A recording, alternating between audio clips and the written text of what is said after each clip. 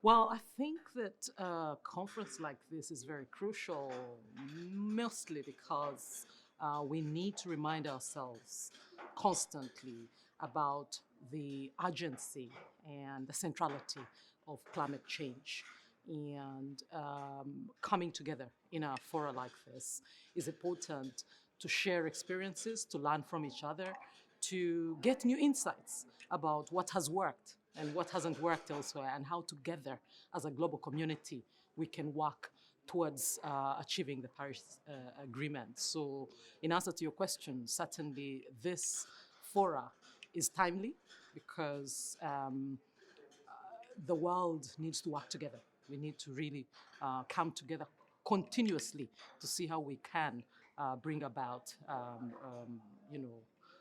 transition into climate change, adaptability, and ensure that our economies and our societies transition into green growth per se.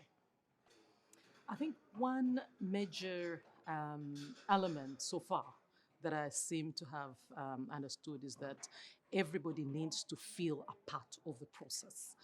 As national governments, I'm here as part of national government. I know we're making some progress, but if we don't ensure that, green growth trickles down to the average Ugandan, and that every average Ugandan feels a part and a parcel of this process, we won't make much progress. So in other words, my clear realization that there is need for inclusion is central, and that we need to interpret whatever understanding at the national, at the global we have about climate change to ensure that the average person on the ground relates to, understands, feels committed, and is ready to really be part of this process is one big realization I've gotten from this. So we have made significant progress as a country. We have adopted the Green Growth Strategy that has, among other components, promoting green cities, ensuring that we manage our waste in a sustainable way.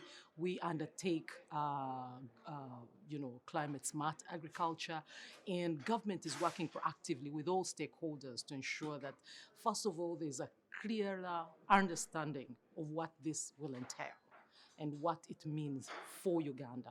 And I think that now that we have a policy in place, it's about working together with those stakeholders to see how we implement this policy and ensure that everybody feels a part of it and that we work towards ensuring green growth. So in answer to your question, we have started on the right track. We still have a lot to do, but the will is there, and I think we will get the way. It's going to be, and we all know that green growth is expensive. And I think one major priority for government is to build our capacity to prepare proposals that can access climate change financing. GGGI is actually supporting our government in ensuring that we get, so far, our ministry of water accredited. We are moving.